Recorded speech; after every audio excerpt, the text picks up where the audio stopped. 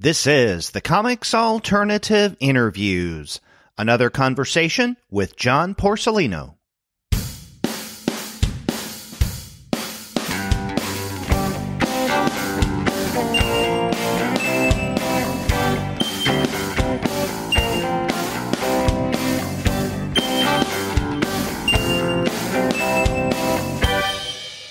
Hello, and welcome to another episode of the Comics Alternative Interviews. I'm Derek. And I'm Gene. And we're two guys with PhDs talking about comics with a amazing cartoonist. That's right, and that amazing cartoonist is John Porcellino. His new book, From Lone Mountain, came out on March 20th from Drawn & Quarterly. And we have a great time talking with John, as we have before. But before we get to that conversation, we want to let all of you know that this episode of the Comics Alternative Interviews is brought to you by the good folks at Discount Comic Book Service. Go to their website, dcbservice.com, for all of your comics pre-ordering needs. There, you're going to find all DC, Marvel, Image, and Dark Horse titles at 40% off of the cover price if you pre-order. For all of the other publishers, you'll find that those discounts are anywhere from 20 to 35% off cover price, and every single month you're going to find some wonderful specials. Sometimes those specials could be at 45% off of the cover price, sometimes 50% off of the cover, but occasionally you can find discounts that are more impressive than that. And as always, we've got a bundle madness this March. Like every month we do at Discount Comic Book Service, and we got bundles from DC, DC Young Animal, DC Vertigo, Marvel, and even Valiant.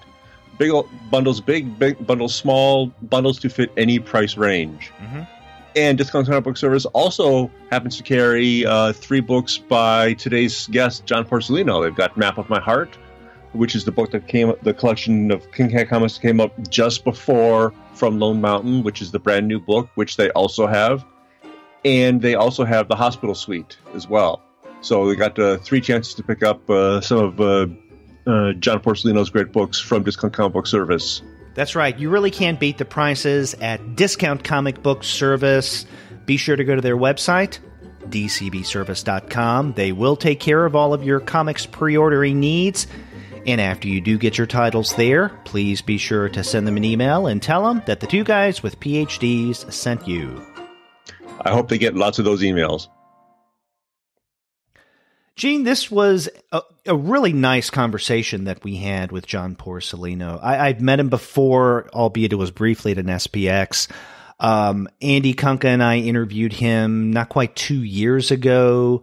I think when King Cat Comics and Stories number 76 came out, but I was really pleased to get him on the show again and talk about this new book, the new collection from Lone Mountain, which collects King Cat Comics and Stories number 62 through 68.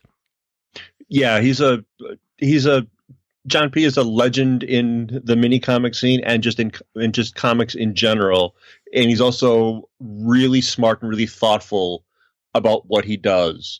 And you can see that on the page, and it comes across the same way in conversation as well. And we kind of go all over the place in this one again, which is a good thing.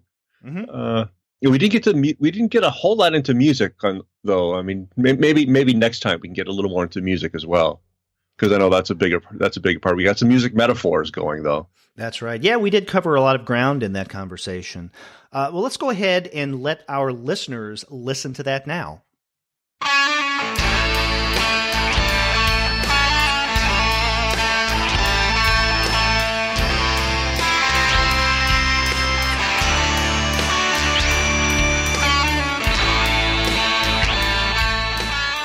We're glad to have on the Comics Alternative once again, John Porcellino. His new book, From Lone Mountain, came out just recently from Drawn & Quarterly.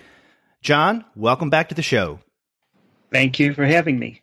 Good to have you here. Thanks.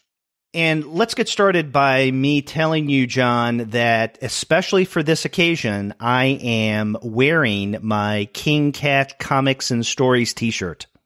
All right. That's what I like. It's called branding. That's right. I've got my King Cat membership card in my wallet. Excellent. You should always carry that with you. You never know when it might come in handy. There's 2 forms of ID. One of them is my King Cat Patreon ID. It says official right on it. It does. So we're all in the mood now to talk about Porcellino-related matters. And, it's obvious that we start with a new book from Lone Mountain. And this is a collection of King Cat comics and stories, number 62 through 68, correct? Yes, that's right. And I have a copy here so I can reference it because my brain doesn't remember this kind of stuff. It covers the years 2003 through 2007. Now, in terms of collections, this, I guess, picks up where your last collection, Map of My Heart, which came out in 2009, it picks up where that left off, correct? Yeah, yes. So that ended with issue 61, and this one starts with 62, yeah. Now, one thing that I was wondering is, in reading through from Lone Mountain, how it may have felt for you with your distance from these comics for so many years, right? So, you created these back 2003 through 2007. Now you're coming out with a collection of those comics, and you've had a lot of changes in your life since then. And so I was curious about just the whole emotional and cognitive experience of going back to these components of your life and putting them together in this new collection. Well, I will say that kind of thing was a little bit trickier with the first book, King Cat Classics, just because it covered the first 50 issues. And clearly because of that scale, there was a lot of stuff to kind of cull.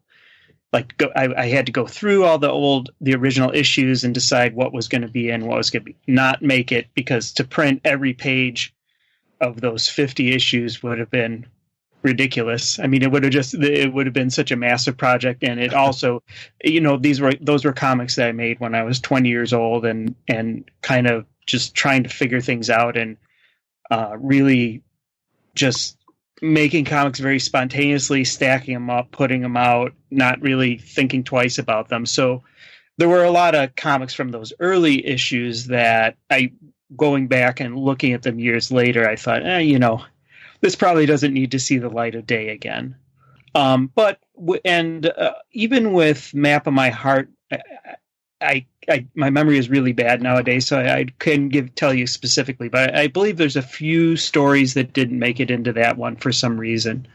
But this book was pretty much just a straight reprint of all those issues. By this time, I had kind of sorted through, hopefully not making a whole lot of comics that I was going to end up being embarrassed by or, just didn't make the grade. So this one was, relatively as a project, it wasn't too, hard to do in terms of just the logistics of putting it together. It was pretty much a straight reprint. It was, the hard work was digging through stuff and finding, there's a bunch of previously unpublished stuff in the back and writing the notes and stuff like that. So collecting that material and putting it together. But as far as emotionally or something,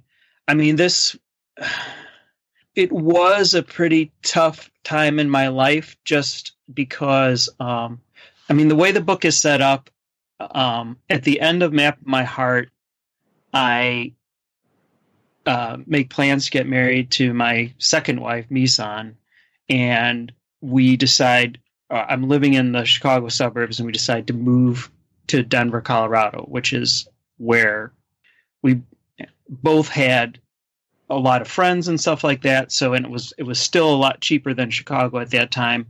So we kind of decided we're going to get married and go there and and that's where we're going to start our marriage. And so we were there for a little less than a year and then ended up moving to the West Coast and lived in San Francisco for 3 years while Misan was in school.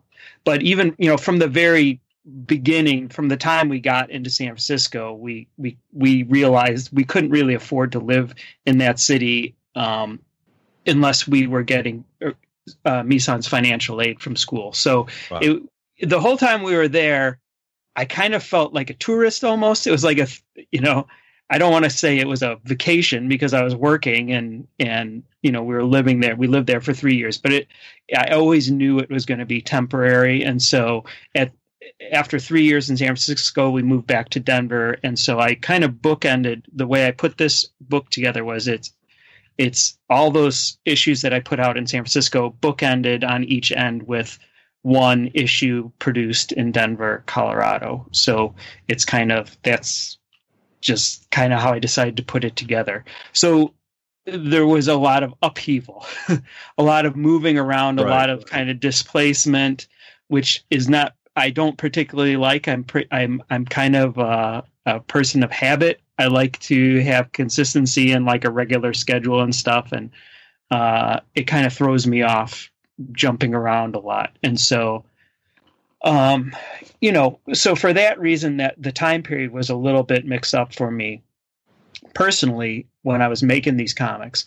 And also, as I talk about in Map of My Heart, by the time that book had finished up, I was pretty well in the insidious hands of obsessive compulsive disorder. So, with little reprieves here and there, most of these comics as well in this new book were written while I was struggling with that illness. And so, looking back on it, there was a lot of hardship, a lot of craziness during these years. But, I want to say, hopefully I've processed a lot of that stuff by this time. And so, putting it together, it wasn't like breaking my heart or anything, but there was a lot of emotional stuff in there.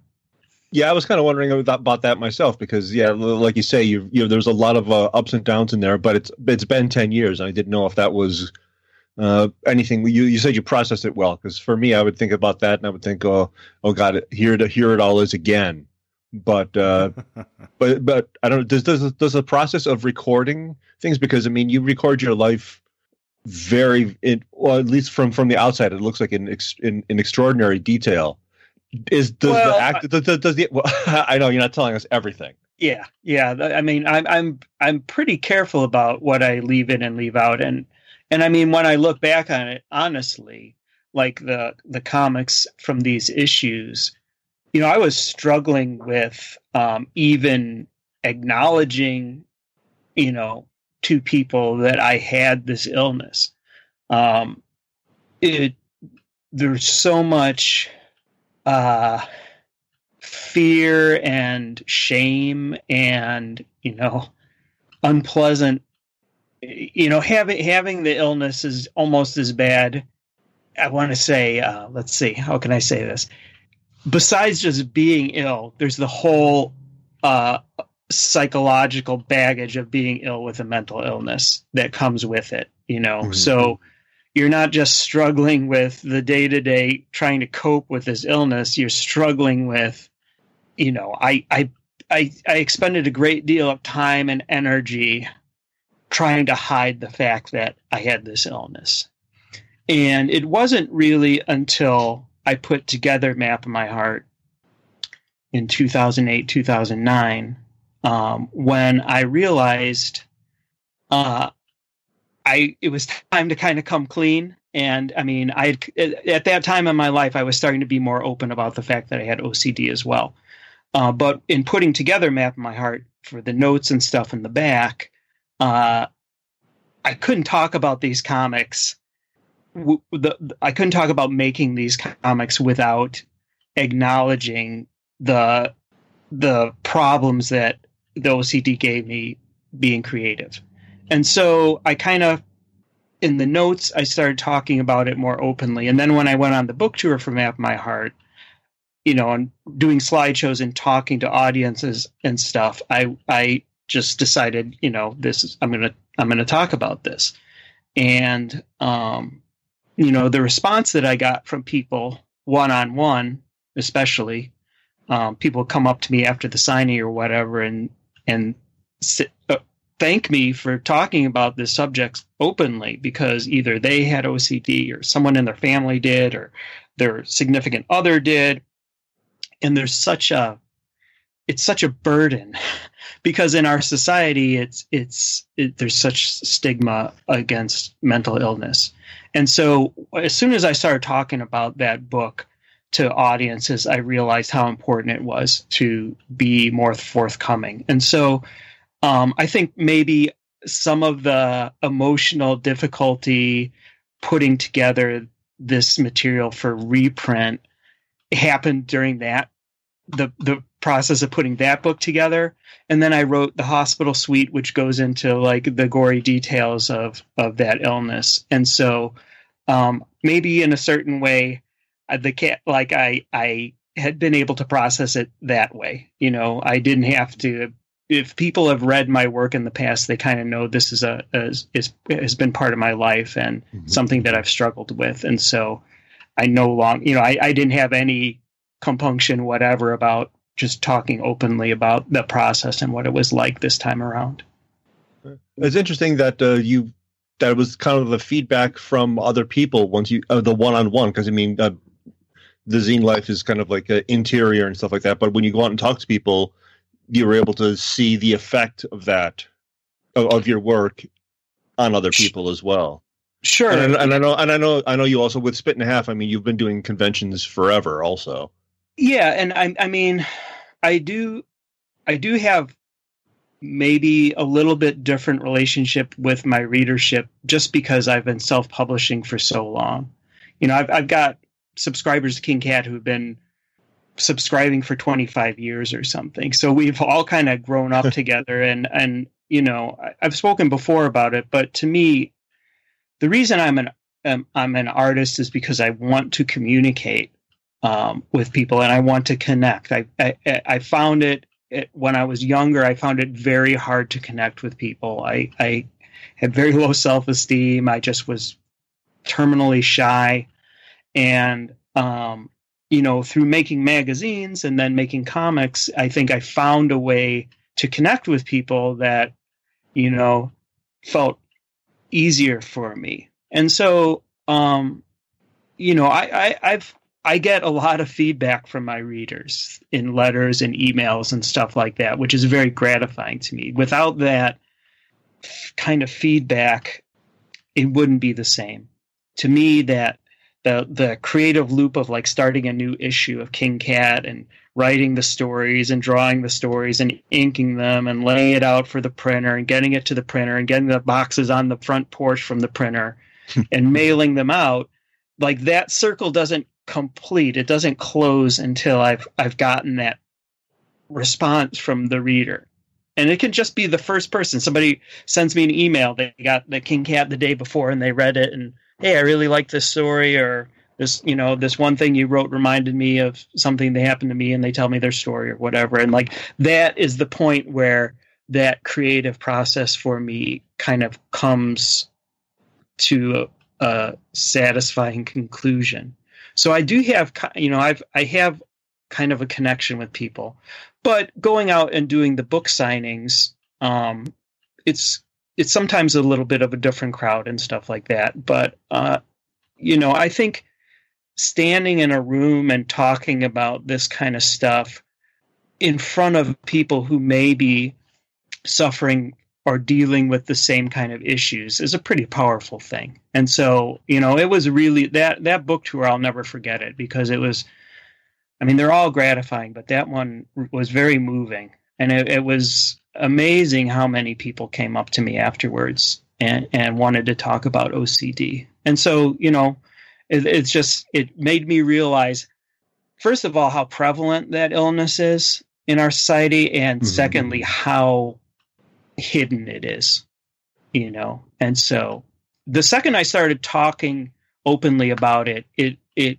diffused a lot of the power it had over me. And so that was important thing for me too, just learning to be open about it in a lot of ways helped me overcome it to the extent that I have.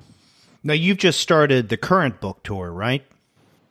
Yeah, and it's a very small thing. I mean, I used to go out and, you know, hit 20 states and drive around for 6 weeks at a time and stuff. And I've gotten very old very fast in the last bunch of years, and so to travel like I used to is I just can't do it anymore. So I live in Beloit, Wisconsin, which is, to give people an idea, it's kind of centrally located between Chicago and Milwaukee and Madison, Wisconsin. So I'm about an hour from all those three cities, and so I'm kind of, for promotional stuff for this thing, I'm mostly just going out on day trips. Like I'm going up to Minneapolis, to Madison, to Milwaukee. I did Chicago last week. And then I'm heading east as far as Philadelphia, but that's mostly because Bryn Mawr College invited me out there. And so, nice. So I'm going out there. I'm going to Rochester and speaking there at the college too. And then as long as I'm out there, I might as well stop in Pittsburgh and Columbus on the way home. Those are two big cities for me. I've got a lot of readers there and stuff. So it's a lot more pared down than the tours I've done in the past, but it's gotten too difficult for me to do it physically. Yeah, I'm sorry that I missed you when you were in Chicago, because I'm just in Evanston, Illinois at Northwestern. So I just wasn't able to make it down. Sure, that happens. That's fine. You'll be at Cake though, right? Yes, and that's been another thing for me too. Is that Cake having kind of started up and become such a good show so quickly? It's kind of my hometown show, and it kind of relieves the pressure on me that I used to feel to go to a lot of shows. Last year I did CXC as well. I try to go to Space, but the last couple of years I haven't been able to make it out there in Columbus because of just other events and things that happen to be scheduled the same day. But what I was going to say about Cake is kind of my big thing. Like I think back to the olden days when there were 2 shows per year. There was Ape in San Francisco in the spring, and then SPX in DC in the fall. And that was it. That's what people did. And you kind of go to Ape and see all your friends and hang out and say, okay, I'll see you in 6 months at SPX, and go home and work on your comics. And I mean, now, like I just mentioned, I mean, there's a lot of weekends on this calendar nowadays where I have to pick between 3 different shows that I'd like to do. It's the calendar is so packed. But having Cake around is kind of, at this time in my life, has kind of relieved that. It's just like, well, I'll go do Cake. It's a great show. I mean, I love every minute of it. It's pretty easy to get to. I have plenty of friends to see in Chicago and stay with and stuff like that. And so that's kind of become my annual show at this point, and probably going forward. And then I do a lot of the zine fests, like Chicago Zine Fest, Milwaukee and Madison and Twin Cities and stuff like that. Yeah. You mentioned you got friends in Chicago to stay with. I know 2 of those are Brian Cremens and Allison Fellis. And I went to grad school with Brian a billion years ago. And I let them know that we were going to be talking today, and they both say hi. Hi, guys. And Brian had an interesting question. He's interested about the way that landscape influences your works. And so much of your work is about place and about you kind of visiting places or ruminating about places. So if you can just talk a little about the idea of landscape, or even just being in nature, because you write so eloquently about that. Well, I was just thinking about that the other day. So I live in Beloit, Wisconsin, which is on the border of Illinois. So the border is like half a mile or so from our house. A friend of mine went to Beloit College, so I'm familiar. I'm looking at Beloit College right now. So, and so when I first moved here, I ended up living in South Beloit, which is the other side of the border, South Beloit, Illinois. Even though, like, Beloit itself, Beloit is like Paris compared to South Beloit. But there was part of me, like, as a good Illinois, as a prairie stater, I was like, couldn't bring myself to come up here. But then, of course, I did, and it's a wonderful city. I'm very happy to be here. But my point was going to be that so my post office is still down in South Beloit. It's like a mile away or something. It just happens to be in another state. And so I go down there almost every day, and I can tell the difference between Illinois and Wisconsin. I always used to think when I'd cross the border in Wisconsin, kind of grudgingly, like everything gets better once you cross the border. It gets prettier. The people are nicer. The scenery is more interesting. But this is something that you kind of probably have to be a Midwesterner, maybe from Illinois or the really flat prairie states, Illinois, Indiana. But that landscape is so beautiful to me, to be out on the highway and to be able to see untold miles in any direction, massive amounts of sky. Illinois is a little more hardcore. It's a real prairie state, but it's to me, it's a very comfortable and very pleasing landscape. One of the reasons I left Denver 8 years ago or whenever I came out here was just because it had gotten too expensive for me to afford. But the other reason was because I knew that I was destined to live back in the Midwest at some point. When I'm not in the Midwest, I just think about it constantly. And I felt like if I'm going to move back there, I'm every moment I'm not living in the Midwest, I'm just treading water. And so I felt like it was time for me to get back to where I wanted to be and figure out a way to settle in and after all that upheaval that takes place in over the course of this From Lone Mountain, I was really just longing for some kind of stability. And so thankfully I've seemed to have found it after all these years. But so to me, the landscape, like literally the literal landscape is very important. It feels right to me to be here. But as well, I do think that there's a Midwestern sensibility, if you want to talk about landscape in a more metaphorical way. Mm-hmm. There's a simplicity to things here. Things move a little bit slower. Things are also a little bit maybe more unspoken. There's a famous Midwestern reticence kind of, which has its pros and cons, It's just, it's my home, and so I've managed in the course of all my wandering to live in every contiguous time zone, from east to west. But this is where I feel like I belong. It's interesting. I can, at least as an outsider, if you want to call me that, understand what you're talking about when it comes to the Midwestern landscape.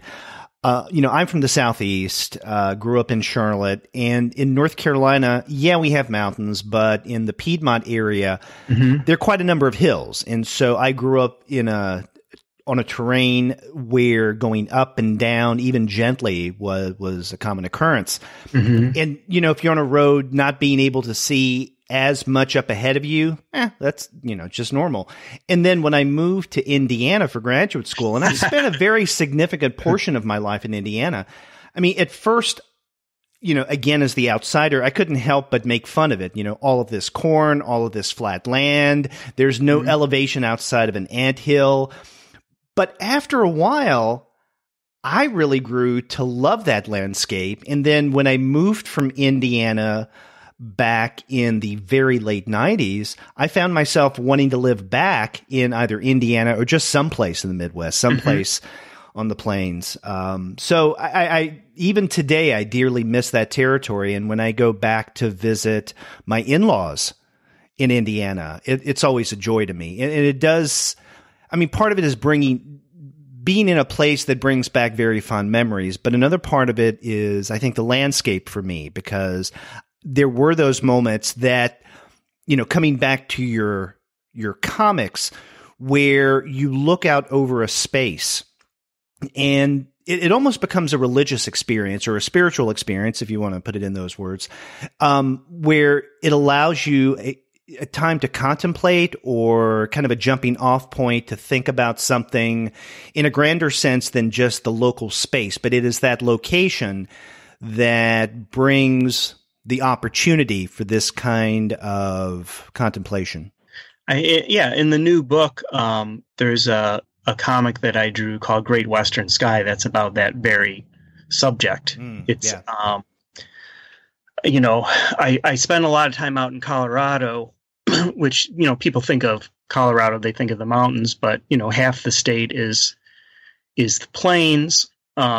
And then once you get west of there, the intermountain west between California, so like Utah, Nevada and stuff, I mean, that's a very stark landscape. And so that comic was about that landscape and about when you're in a place like that, the vastness of the world is very apparent.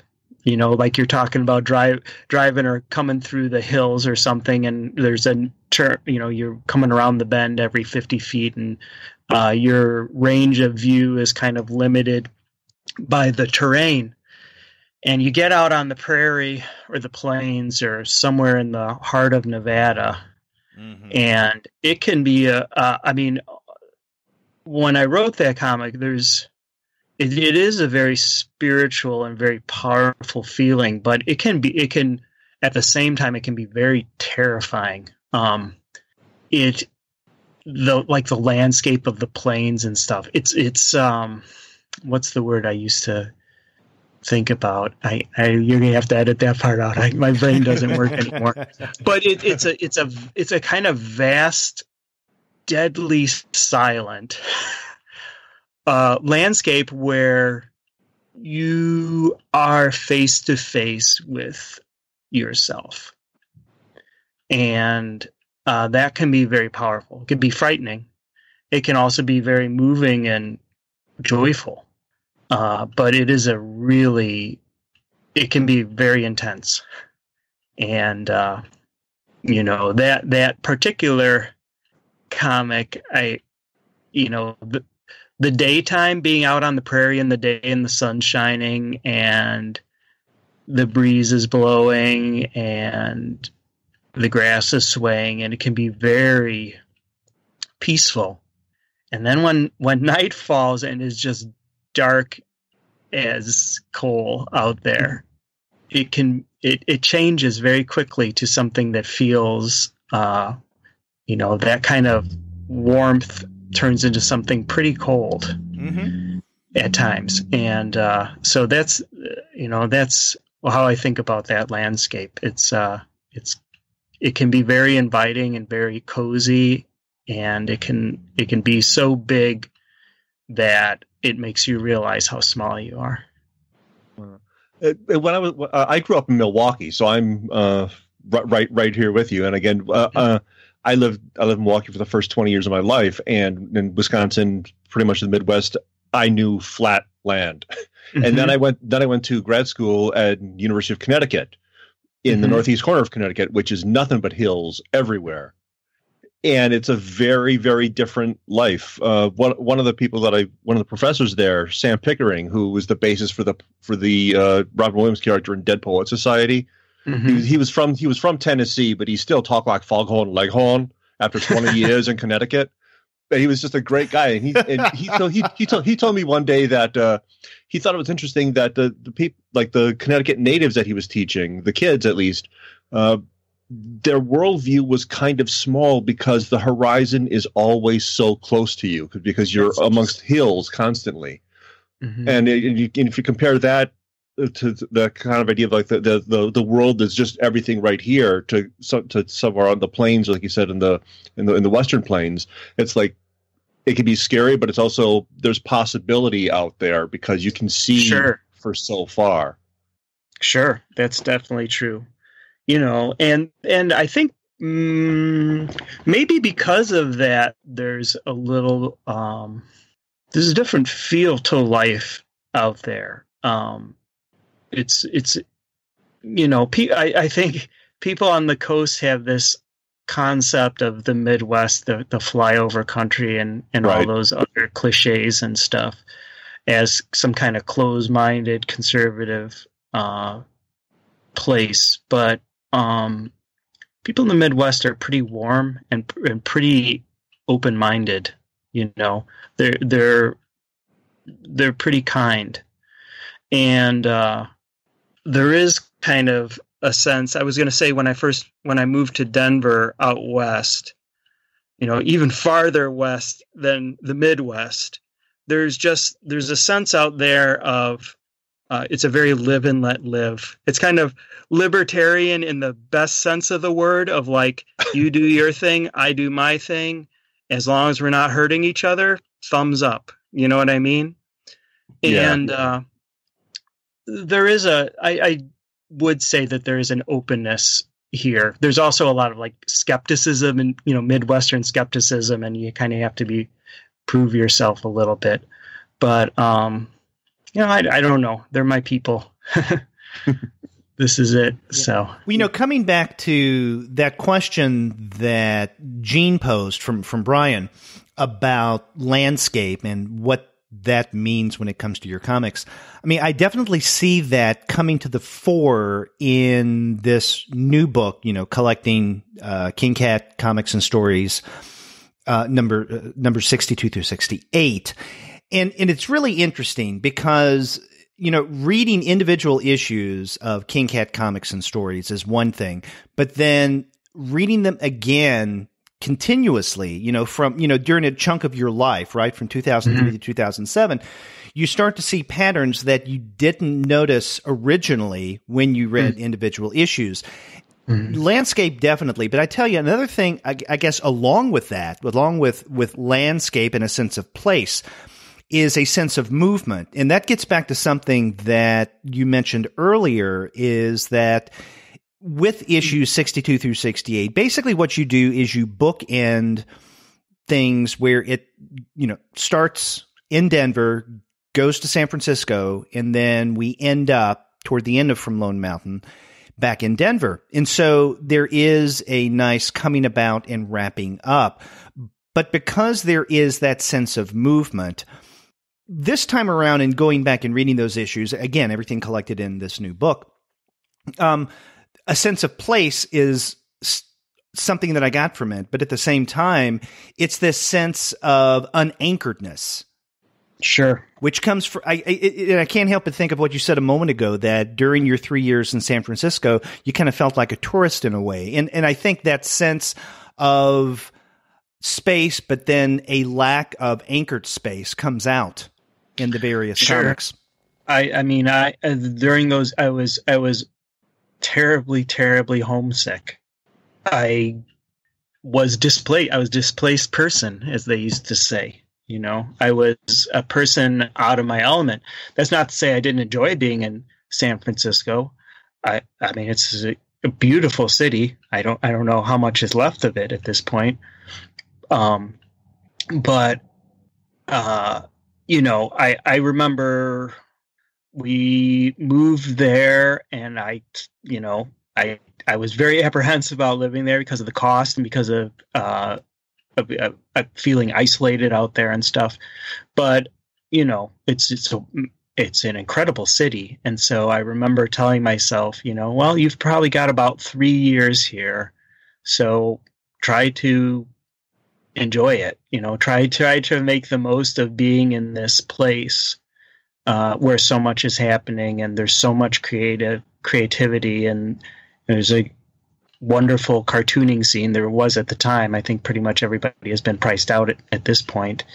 But and just also as a person who's interested in history, there's it's a major American city with a tremendous amount of history. Mm-hmm. So it used to be fun for me to walk around the city and see these locations that I'd heard about or, read about, and to be able to actually live with them was very special for me. I remember when I was leaving, I, of course, started getting nostalgic before I even left. And I was walking along the Embarcadero just thinking, like, wow, what an amazing city this is. And it's such a kind of a drag. We're going to leave and stuff. And I thought, San Francisco is the perfect place to come visit. Maybe to live, it's a little bit tough for a cartoonist, but as a place to come and visit and enjoy, there's hardly any place better. So, to me, Denver too, when I talk about the Midwest, Denver it's a plains state. It's a mountain state, but it's really, it's kind of the western edge of the prairie. I think one of the things I loved about Denver so much that allowed me to feel at home there was that it was close enough to home, that feeling of that Midwestern vibe, but different enough too that, I felt comfortable there, but it was still really interesting and still really surprising to me in a lot of ways. But again, that's another American city that artists are being forced to flee. So priced out of. Yeah. Out of just the life. Yes. It's just gotten too hard. I had a question that might relate to that a little bit. This also comes from a friend of mine, Craig Fisher, who I'm not sure if you've met before, but yes. he was interested in like the lingering influence of punk on you and your sensibilities. And then Allison also mentioned, how do you keep up a DIY aesthetic when you're working on a really long project?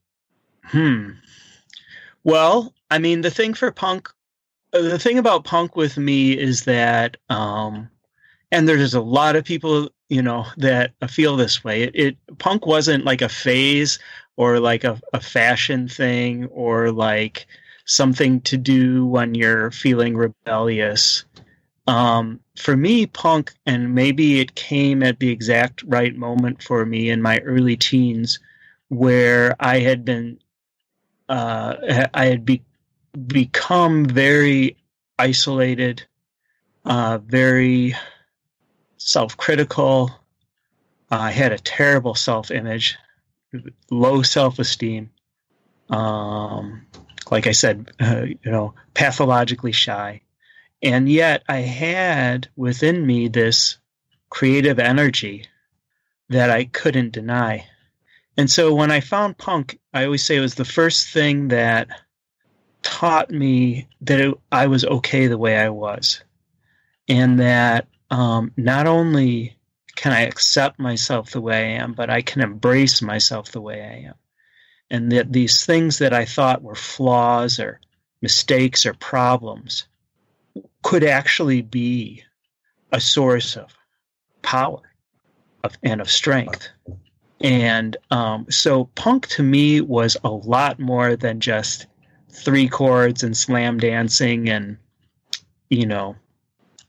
loud, fast rock and roll. It was a way of looking at myself and the world and how do those two things work?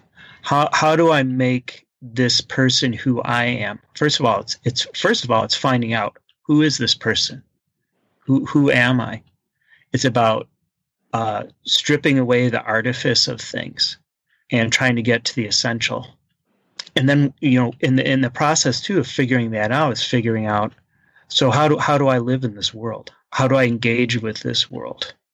And to me, the thing that I took away from punk were those kind of things, maybe more philosophical kind of things, but also the no rules idea, which meaning that even the rules of punk, of which there are many, are made to be are made to be broken, right? And so if you really want no rules, then it opens up the possibility of finding like true individualism. And And so that those are the kind of things that I got from punk. And I will say too, it sounds strange to say it right after that, but the thing about punk is that it's a community of people. It's a community of like-minded people. And so you develop your individualism, you figure out yourself, but you're doing it in the context of this group of other like-minded people who are trying to accomplish the same thing. And so what you end up with, if you keep going, is a fantastic community of really smart, really critically engaged people around you. And I definitely have that in my life, and I'm super grateful for it. So if you're thinking about punk in those terms, then there's no reason to ever not be a punk. You could be a 50-year-old punk. It's just a matter of how do you see yourself, how do you see the world, and how do you mesh those two things. And like so it's there's no time limit on it. That's like the most beautiful way I've ever heard punk described in my life.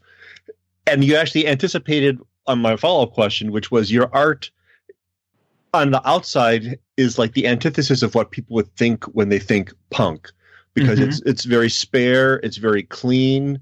It makes Hergé look like Bill Sienkiewicz or something like that.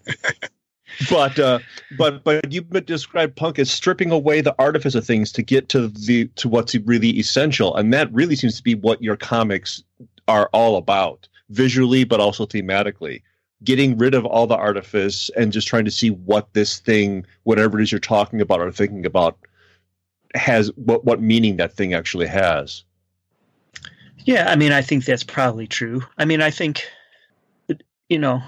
I'm a certain person. I'm a certain kind of artist, and every artist, their job is to figure out that, like I said, that who are they? Like, they figure out that thing that's inside them that is unique, that makes their perspective different than anybody else's, and then to bring that out to, like, in terms of cartoonists, to put that down on paper so you can share it with other people. A painter puts it down on canvas, and a writer writes it up in words, and a dentist, fills teeth. So there's no right way or wrong way to do it. I certainly don't think that the way I draw is the right way to draw. I always say if I wouldn't draw this way if I didn't have to, and so, that what's essential to one person is different than what's essential to another person, I guess I would say. And so, I don't think there's some kind of, I wouldn't put my drawing style above anybody else's drawing style. That's for sure. But for me, it's right. One of the things you've mentioned a few times during our conversation is the fact that you're wanting to find out who you are. It's kind of a search of self. And, when you're talking about the mini comic scene, more times than not, you're talking about autobiographical comics. And yeah, I mean, I guess you could describe or define what you do in King Cat Comics and Stories as autobiographical. To me, I've always felt it's much more like journaling. Now, I can't draw worth a flip, but I have done quite a bit of journaling. And one of the reasons why I would do that was for the very reasons that you mentioned, to try to understand myself a little more. And I'm thinking that maybe if I put into words my feelings or thoughts, I can get maybe not at the root of like who I am or what I'm doing or my motivations or whatnot, but I'll maybe approach it a little bit. And I get a sense from reading your comics that it's something like that, something like journaling, but which requires more work than just putting words down in a journal.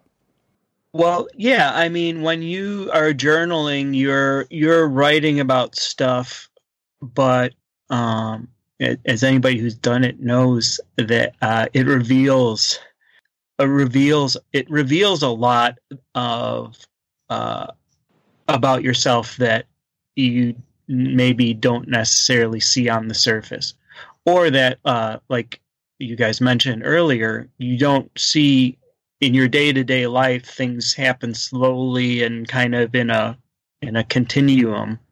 But journaling, that kind of thing, you can look back on a period and start to see those patterns, start to see those traits that you may not even realize you have, and that comics is that, or, my comics are that way for me too. I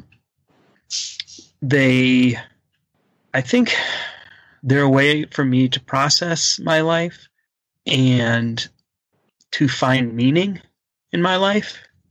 Even if the meaning is that there's no meaning, which is more often than not. Which is a meaning. Sure. No, it definitely is.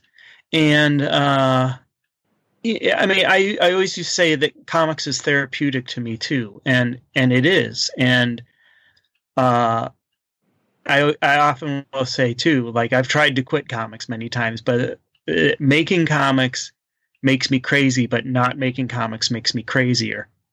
And so those things I was just talking about, journaling and stuff, it is. I mean, it's similar to going to see a therapist or something, except you have to be your own therapist, but it's revealing stuff about yourself, is bringing hidden things about yourself to your attention. It's finding patterns.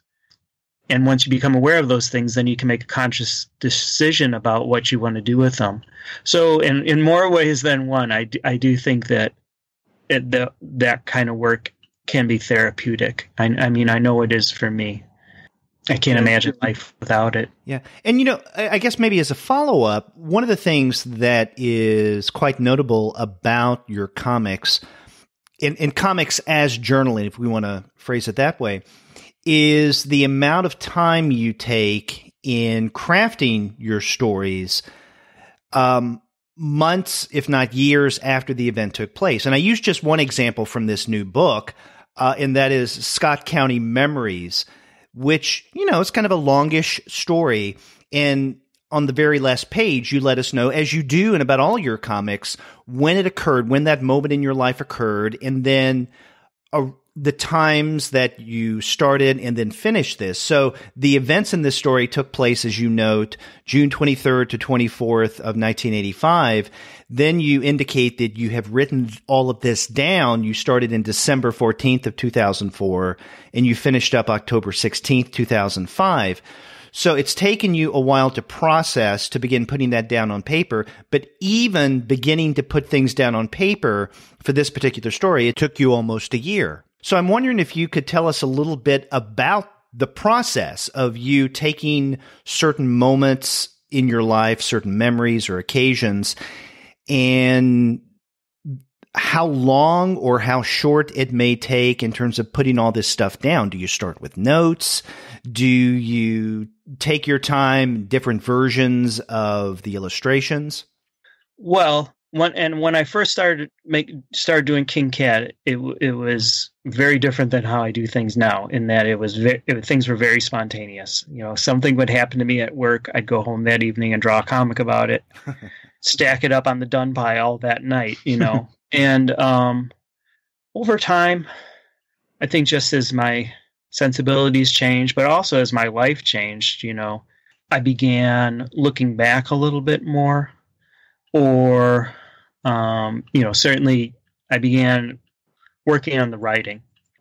So whereas those early comics really had no editing whatsoever, they were pretty much spontaneously made, stream of conscious. Just start at the top left-hand corner of the page and work your way down to the bottom right-hand corner and see where you end up. Over time, I began to obviously spend a lot more time on the writing and the drawing, but particularly the writing. I spend most of my time writing, and what I mean by that is I tend to have a notebook on my drawing table, but I also have stacks of things written on the back of receipts, envelopes. I wake up at 3:00 in the morning now and use my phone and record something into my phone when it pops into my head.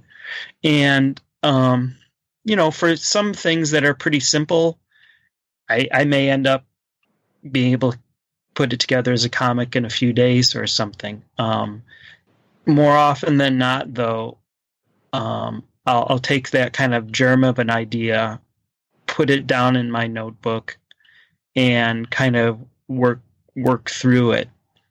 I'll write. I mean, I'm talking about a longer story, maybe the Scott County Memories story. I don't know how many pages that is, but I'm not talking about really my 1 or 2 page kind of very short strips, although those can take a long time too.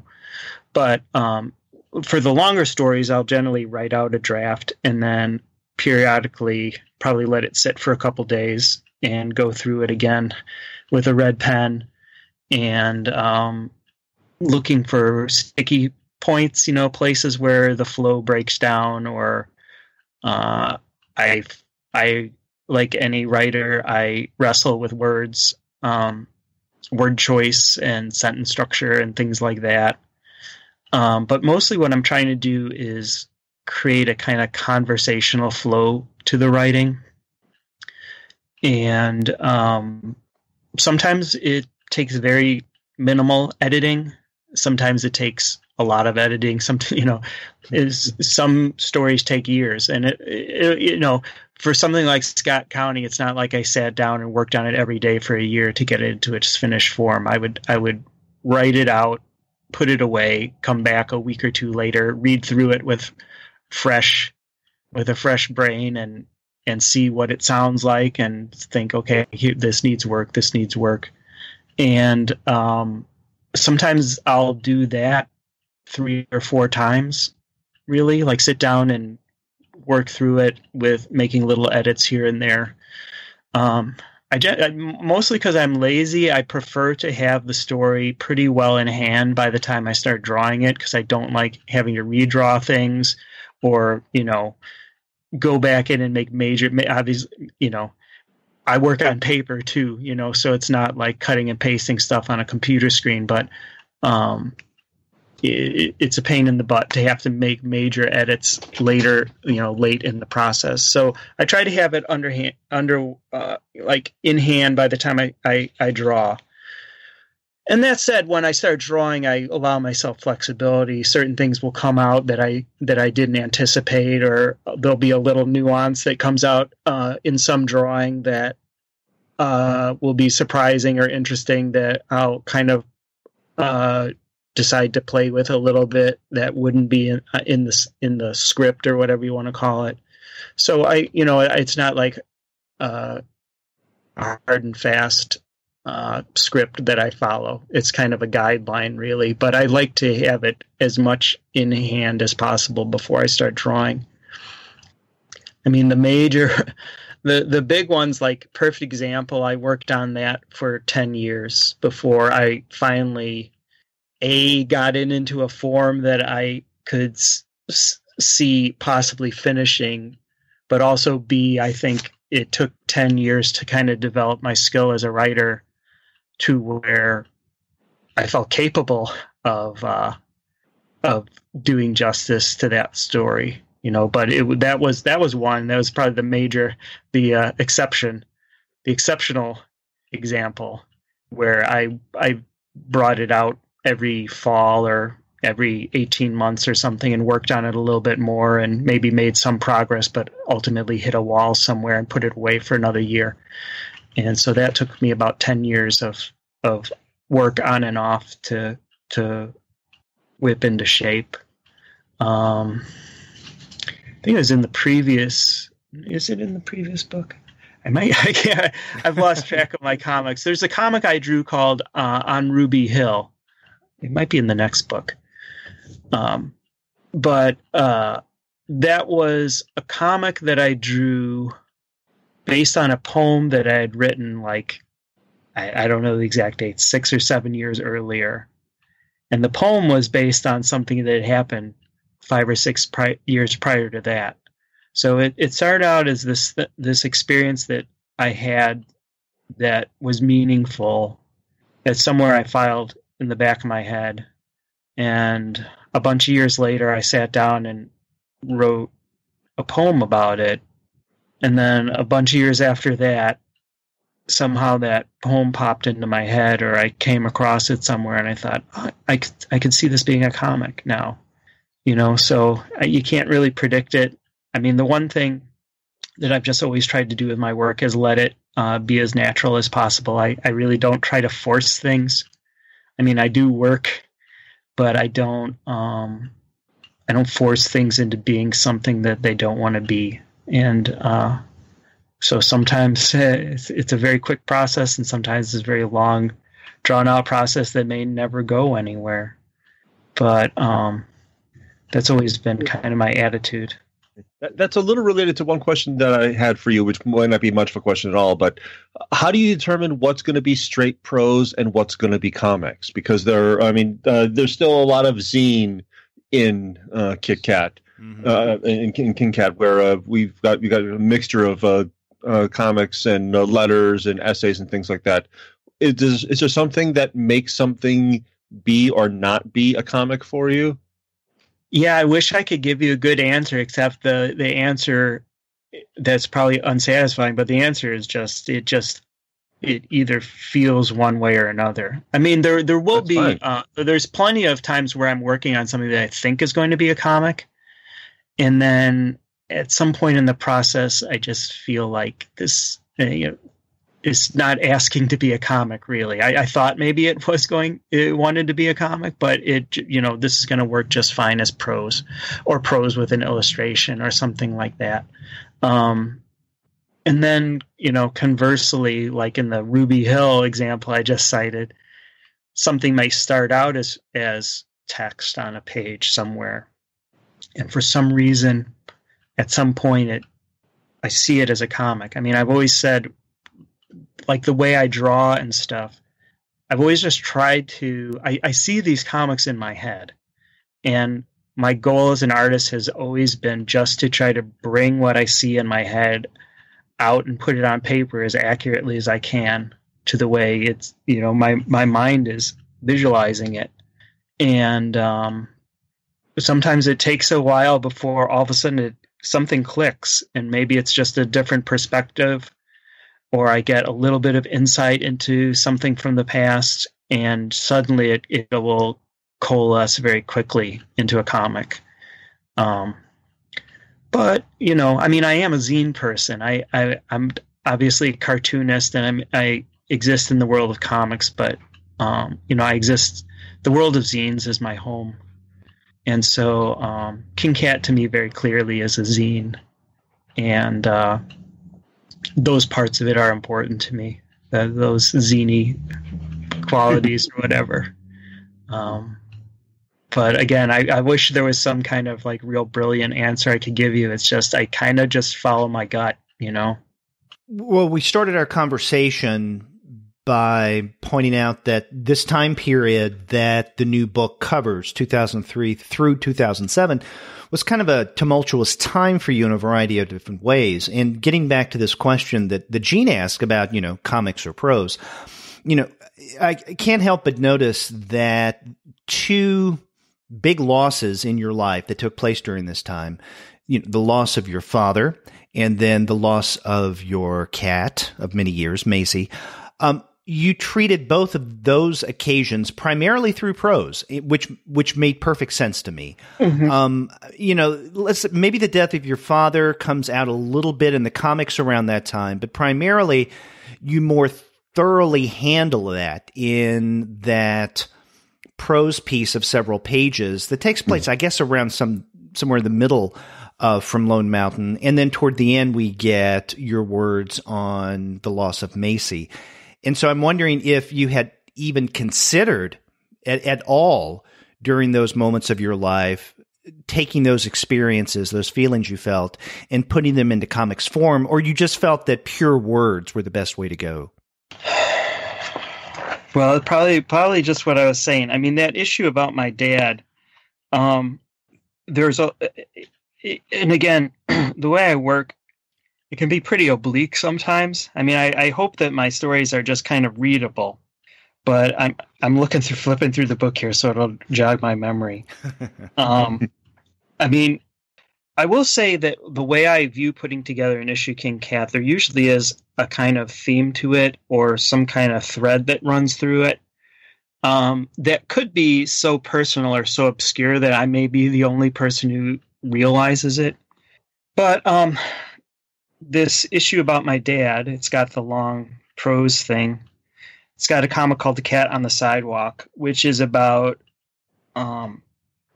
leaving Chicago, the trepidation I felt about that when we moved in 2000 and end of 2002. In large part, the reason that I had trepidation about leaving and going west again was because I was fearful that something like what happened to my dad was going to happen, that there was going to be some kind of quick, acute health problem, and I was going to be in a place that physically would make it hard or impossible for me to be present physically. So that's the reason that, like, that comic, The Cat on the Sidewalk, is in there. It's a way of me acknowledging the fear that I had in the back of my head every day I was out west, every day I was in Denver or San Francisco during that period.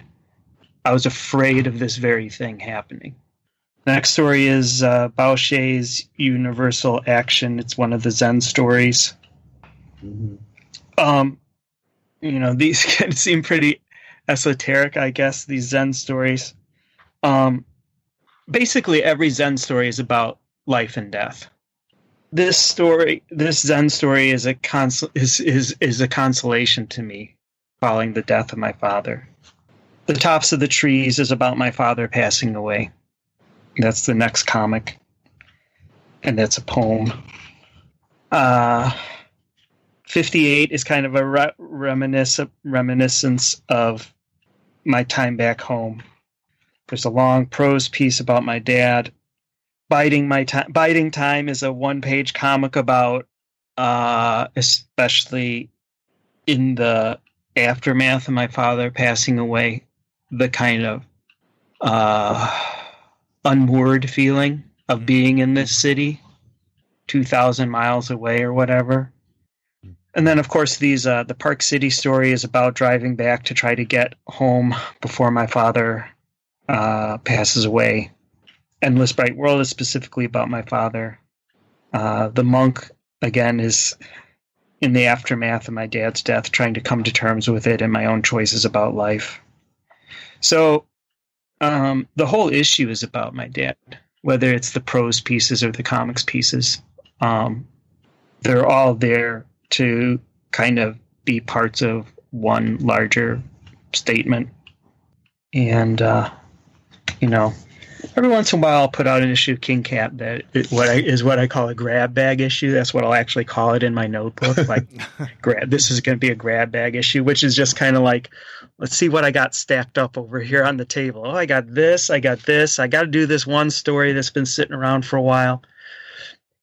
But in large part, a lot of the issues that I do, I try to make them cohesive. There's certain stories that I'll write at the time that just don't fit the theme or the feel of the issue that I'm working on, and so I'll stick them off to the side and use them somewhere else or somewhere down the line in another issue. And I've talked about this before, but I think about each issue of King Cat as like a record album. Mm-hmm. And so each of the individual pieces is a song. And you've got the cover and the back cover, and like the snore nose page is like the liner notes. And then even usually nowadays, I'll kind of the center of each issue will have stuff like the letters page or the top 40 pages. And those are kind of the palette cleanser of like the first side is done and you get up and flip the record. Yeah, you flip the record over and there's a little bit of a break. And then the second half picks up where the first one left off, but it also is kind of its own thing in its own right. And so when I'm sequencing the issues, the stories, and deciding what goes in and what ends up being cut out, I think about them in those terms. And sometimes you can't get it perfect.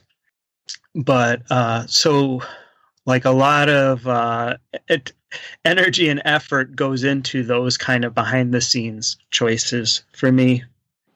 Yeah. And I like the idea of it being kind of an album, but it's not a CD because there is a flip. That's right. No, it's definitely an album. I'm not some kind of vinyl purist or whatever, but it definitely is an album that you have to get up and flip. And, maybe you get to the letters page and you can like get up and go pee and come back to it or something, But so that's that's how I view these issues, just as far as the nitty gritty of putting them together. A lot of, I mean, just making the comics is just one part of it.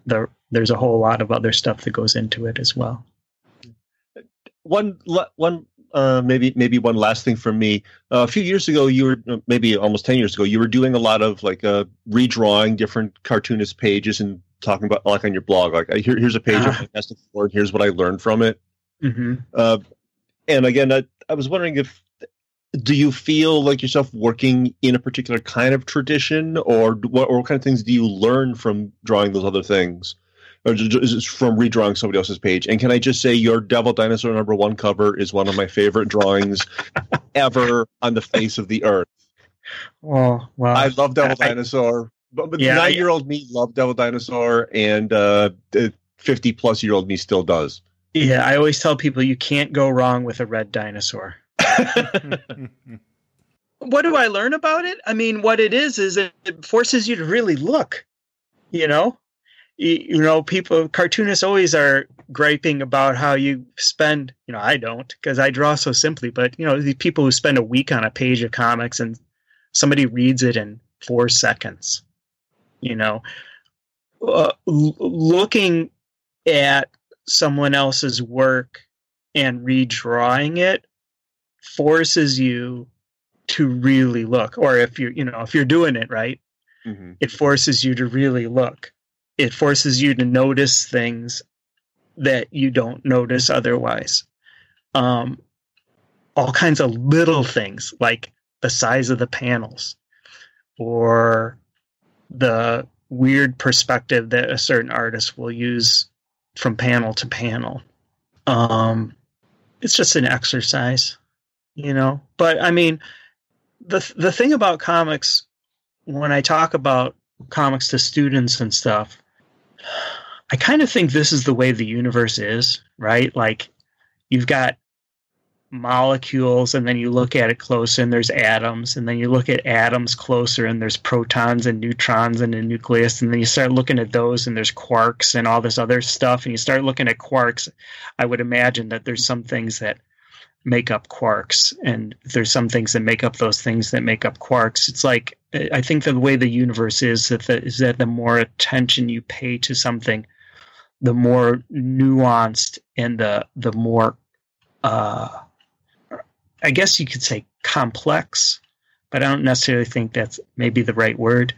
There's endless layers to this life, and comics is the more composed it becomes. The more composed it becomes. The closer you look, you find other occasions of composition where smaller things have been put together to what appears to be kind of a larger thing, so on and so forth. Sure. Right. It's like this endless thing. I jokingly say this, but I also think it's true. It's like de-specking comics. I don't know if you guys are familiar with the term, but de-specking is what you do after you like scan a page of comics, and the scanner catches little pieces of lint or dust or just weird digital anomalies that show up, and you can zoom in on Photoshop with your eraser tool and go on the hunt for these specks. That one damn pixel. Yeah. Well, the thing about de-specking is the more you do it, the more specks there are. And at some point, you just have to say, there's always going to be more specks. It's kind of like picking dandelions, too. And so comics is that way as a whole, where the more you look at it as a creator, the more subtleties you become aware of, the more nuances you become aware of, the more little tricks and adjustments and fine-tuning methods you discover that you can put in your toolkit. And so, that exercise of looking at another page of comics and redrawing it is just an exercise for that, discovering some little trick that Kirby had that is so subtle that in reading the comic, you don't even notice it, but it enhances the reading experience, or it affects the way the page is read. That's why, even though I've been drawing King Cat for like 30 years or something, I really do feel like I'm just still learning all the time. I think, after all this time, maybe I've worked out a lot of the big hitches in things, and I've kind of developed a style and things. But at this point, probably that the evolution is happening so slowly that it's hard to see. But I think if you pick up the latest issue of King Cat and compare it to something from this book, which is like 10 years ago, the evolution will probably be apparent. It's just that it's happening at a snail's pace. So I'm just constantly, that's what cartoonists do, or artists. You're constantly working at stuff. I'll say I do think there are two kinds of artists, and it took me a long time to accept this, because especially in comics, there's this picture people have of the person. I mean, I'll take Noah, my good friend Noah Van Sciver, for example. We've gone on tour together, and we'll be at a gas station, and I'll be filling the tank up, and he's leaning on the hood of the car with a page of comics drawing. Wow. That's how much he draws. I don't do that at all. I draw when I have to draw. Well, it sounds like he does too, but he just always has to draw. Well, yeah, maybe. It's a different kind of has to. At the same time, there's artists like a Picasso or something who's constantly breaking down what they're doing, constantly like major changes in style and emphasis, and completely uprooting what they've done, and moving in a different direction. And that's great. But then there are other artists who kind of have a certain fixation about something, some creative question in their head, and their careers are kind of hammering away at that question over and over and over, and refining it and tightening it and discovering those nuances, and then discovering that there's more to discover, and then and chipping away at this thing. And I'm clearly one of those second kind of artists. It took me a long time to come to terms with that, but I wouldn't have it any other way. So now the latest issue of King Cat Comics and Stories is number 77. Is that correct? Yeah, 78. I've got 6 more pages to ink, and then I'll start cleaning it up and putting it together. So I'm hoping that'll be out in a couple months. So it's pretty close. I should have finished it, but then once the book came out here, I had been hustling around doing a lot of stuff with the book, and get people asking you to do podcasts. Yeah. So the new one is almost done, but yeah, 77 is the most recent published issue. Okay, and we should mention, if our listeners don't know already, that the best place to get everything King Cat comics related and comics related period is your site Spit and a Half, and that's spitandahaf.com. And they can not only get issues of King Cat, back issues, but also your new book and subscriptions to King Cat comics. Sure, I got it. I got all that plus all that merch. I got T-shirts. I got buttons. Yeah, definitely get a T-shirt. I got patches. I got a few things up my sleeve too. But yeah, no, all that stuff is there, and I distribute other people's comics too. So I've got pretty darn close to 1,000 books in stock nowadays. So it's King Cat plus a lot more stuff. And it's a great place to find comics that aren't the easiest to find. Yeah, I mean, it's definitely my focus. I mean, I carry some things that, I carry a lot of Fantagraphics books and Koyama and stuff like that at this point are, should be pretty easy to obtain in all kinds of different places. But my focus with the distro is really, I aim at the stuff that kind of slips through the cracks. So a lot of real small press stuff, self-published stuff. I try to bring over a bunch of as much international stuff as I can, stuff that's harder to get.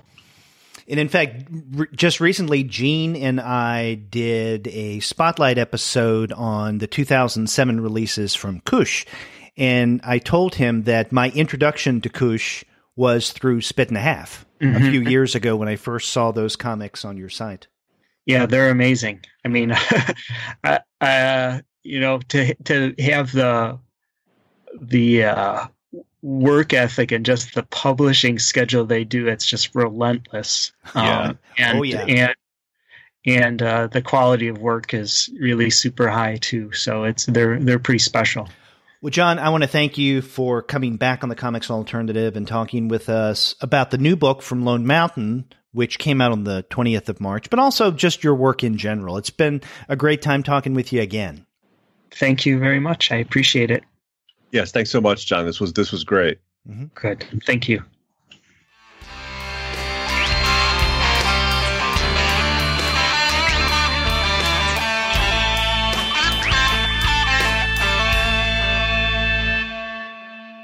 Again, we would just want to thank John so much for coming on the show. That was I learned a lot from that interview, and it's a treat to hear somebody who's that thoughtful about what they're doing and about life. And for John, I think those two things are kind of the same thing.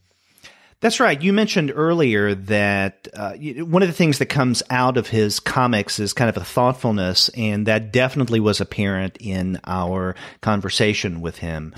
So, yeah, we can't stress enough how people should, if they don't already, know King Cat Comics and Stories. And we mentioned in our interview with John his site, Spit and a Half. Go to Spit and a Half, that's one word, spitandahaf.com, and that's where you can find not only all of John's works that are still in print, including this new book from Lone Mountain, but also things like stickers and cards and King Cat Comics t-shirt, like I'm wearing right now. But you can also find a variety of other comics, mini comics, zines, and works that are just a little more difficult to find than, let's say, just going on Amazon or into Barnes & Noble. So he carries a variety of comics. And you said he's a legend in comics, but he also helps out comics. I think that's what makes him legendary as well, is his own work. Yeah. His own work and his work for other people. And again, like you said, if you're lucky enough to run across him at a convention or at one of his readings, again, even though there's not a lot of those on this tour, but he's always great to listen to. And as you can tell from that interview, he's full of lots of interesting stories. Mm-hmm. Yes.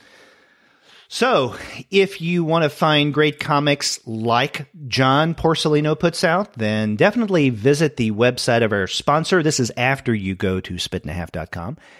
And that is Discount Comic Book Service. If you go to dcbservice.com, you will find a slew of comics at incredible discounts. That's dcbservice.com.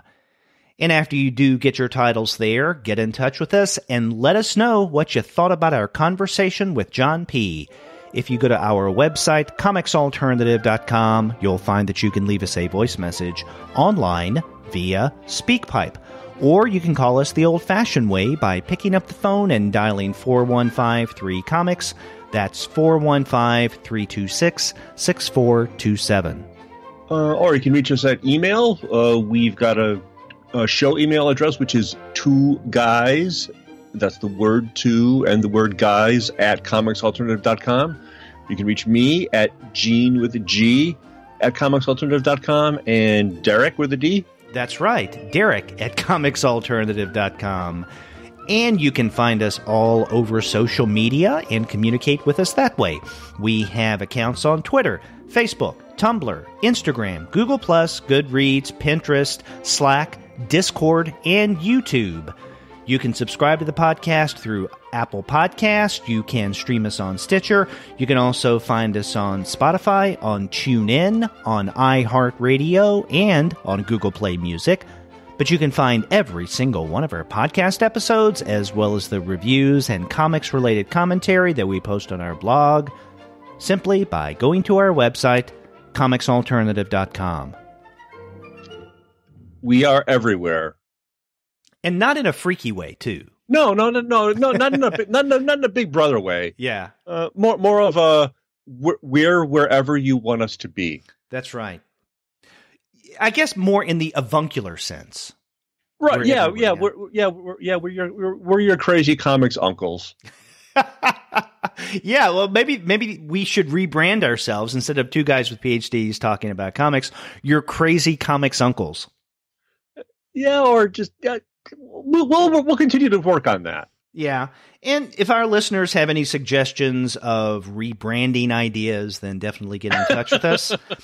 Gene and I will be back later with more comics fun. Until then, I'm Derek. And I'm Gene. Take care. Bye-bye.